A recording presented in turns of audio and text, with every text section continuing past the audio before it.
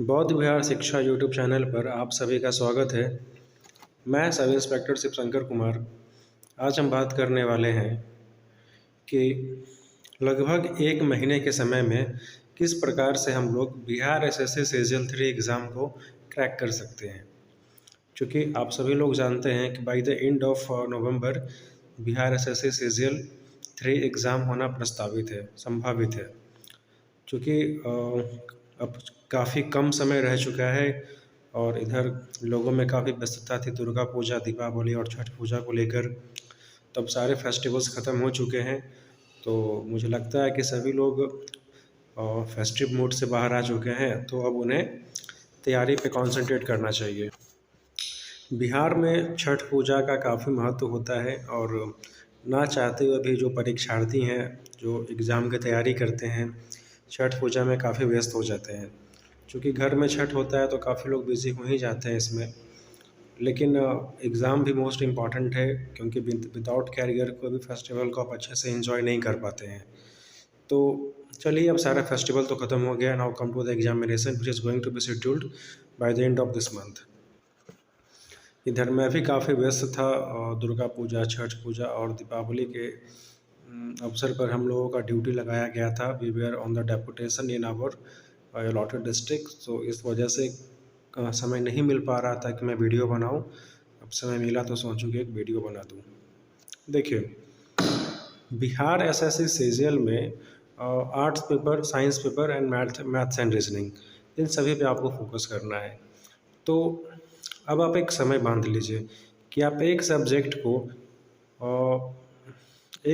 को 2 से 3 दिन में आप रिवाइज करने को लेकर। जैसे अगर हिस्ट्री की बात करें तो आपका ऐसा स्ट्रैटेजी होना चाहिए कि 2 से 3 दिनों के अंदर आप हिस्ट्री को पूरी तरीके से रिवाइज कर लें। लाइक एक दिन में आप एंशिएंट हिस्ट्री को रिवाइज कर लें, उसके अगले दिन आप मेडिएवल को रिवाइज कर लें और अगले दिन आप मॉडर्न को रिवाइज कर लें। इससे क्या होगा कि आप 3 दिन में पूरे हिस्ट्री को रिवाइज कर सकते हैं। जिनका पढ़ा हुआ है ऑब्वियसली ऐसा कर सकते हैं वो। आप लोग 1 से 2 दिन पॉलिटी के लिए रख सकते हैं। साइंस पे आप 1 सप्ताह का समय दे सकते हैं, क्योंकि साइंस आपका बहुत ही इंपॉर्टेंट सेक्शन है। और मैथ्स का तो आपको एक सेट ज़रूर लगाना चाहिए।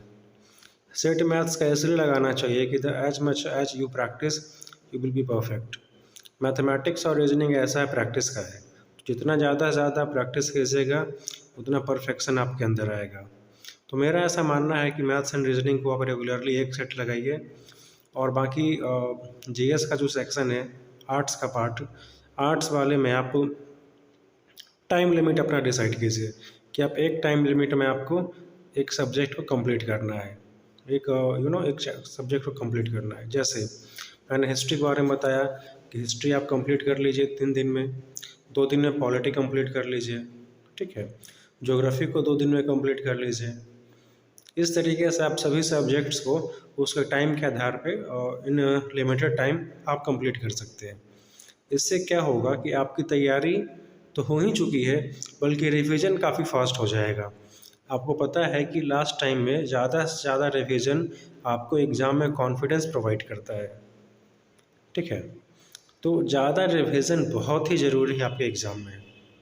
और अब बात करें सेट प्रैक्टिस की, तो मेरा ऐसा मानना है कि please set practice Bihar SSC के लिए ना करें, क्योंकि हिस्ट्री, ज्योग्राफी, पॉलिटी, इन सबों का सेट बनाने से बेटर है कि आप प्रीवियस ईयर क्वेश्चन को सॉल्व करें। अगर आप घटना चक्र में जो प्रीवियस ईयर क्वेश्चन दिए रहते हैं आप उसको सॉल्व करते हैं तो बहुत ही अच्छा रहेगा। मेरा ऐसा मानना है पर्सनली, क्योंकि मैंने आज तक जितने भी एग्ज़ाम्स दिए हैं मैंने निकाले हैं। मैंने 5 बार यूपीएससी द्वारा संचालित सीडीएस एग्ज़ाम को निकाला है, ठीक है। एसएससी एग्ज़ाम्स को भी बहुत बार मैंने निकाला है और बीपीएससी जैसे एग्ज़ाम्स को भी मैंने प्रीलिम्स निकाला है। तो मैंने आज तक कभी किसी एग्ज़ाम का सेट प्रैक्टिस बनाया ही नहीं। मैं प्रीवियस ईयर क्वेश्चन को ही फोकस किया। मेरा दरोगा एग्ज़ाम में अंतिम रूप से चयन हुआ तो मैंने इसका भी प्रैक्टिस सेट मैंने नहीं लगाया। मैंने प्रीवियस ईयर क्वेश्चन को ज़्यादा से ज़्यादा कवर किया और डैट हेल्प मी अलॉट। जैसे हिस्ट्री में मैंने घटना चक्र के प्रीवियस ईयर क्वेश्चन को बनाया, और यूपीएससी में जितने एग्ज़ाम्स होते हैं जैसे एनडीए, सीडीएस, सीएपीएफ, सभी के क्वेश्चंस को मैंने बनाया। इससे क्या हुआ कि मेरा एक तो कॉन्सेप्ट क्लियर हो गया, जो मैंने बुक्स पढ़े थे उस बुक से मेरा कॉन्सेप्ट क्लियर हुआ, और किस हिस्से से कितने सवाल आते हैं इतिहास के, ये मुझे क्वेश्चन बैंक के सॉल्यूशन करने से मुझे पता चल गया। और मैंने यही काम मैंने सभी विषय के लिए किया, इकोनॉमिक्स, ज्योग्राफी, साइंस, पॉलिटी, सारे सब्जेक्ट के लिए मैंने सेम स्ट्रैटेजी को अपनाया। इससे क्या हुआ कि मुझे सेट बनाने में ज़्यादा से ज़्यादा समय नहीं देना पड़ा, या देना ही नहीं पड़ा। बाकी बाद मैंने अपना सारा का सारा समय अपने क्वेश्चन के सॉल्यूशन पे लगाया। देखिए, सेट बनाने से क्या होता है ना कि set is something like that कि इससे आपका नॉलेज इंक्रीज नहीं होता, बल्कि आपका प्रैक्टिस होता है। जितना आप पढ़ाई कर चुके हैं बस उसी को आप बार बार टेस्ट कर रहे हैं सेट बनाने में। बस सेट आपका यही होता है, समझे। अगर आप सेट की जगह थॉरो स्टडी करते हैं वो आपके लिए ज़्यादा हेल्पफुल रहेगा, क्योंकि अब थॉरो स्टडी के लिए समय काफ़ी नहीं है, पर्याप्त नहीं है। इस वजह से मेरा ऐसा मानना है कि न तो थॉरो स्टडी के लिए पर्याप्त समय ना रहने के कारण आप प्रीवियस ईयर क्वेश्चन को लगाएं। घटना चक्र को आप जीवन साथी बना लें फिर कुछ दिनों के लिए। वो इसलिए क्योंकि घटना चक्र आपका बेड़ा पार करेगा। अब आप लोगों में से बहुत लोग यह सोच रहे होंगे कि घटना चक्र तो सभी लोग पढ़ते हैं, तो भाई मानते हैं सभी लोग पढ़ते हैं, लेकिन घटना चक्र आपको एक आइडिया देता है कि सवाल किस रेंज से आता है, किस हिस्से से ज़्यादा सवाल आता है। वो हिस्सा को आपको बार बार प्रैक्टिस करवाता है घटना चक्र, ठीक है। देखिए, एग्ज़ाम्स में ऐसे होंगे कि टफ सवाल होंगे और कॉमन सवाल होंगे।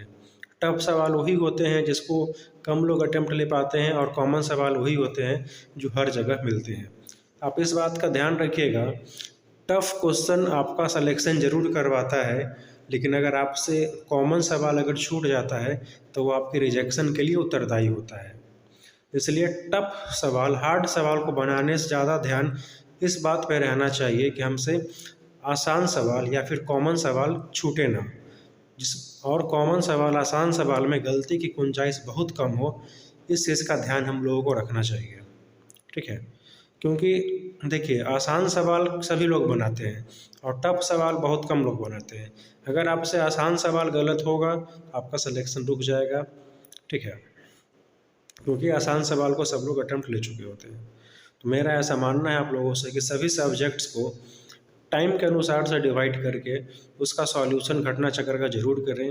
That will help you a lot in qualifying your prelims exam, ठीक है। तो आज के लिए इतना ही, फिर हम बात करेंगे नेक्स्ट इस विषय के बारे में।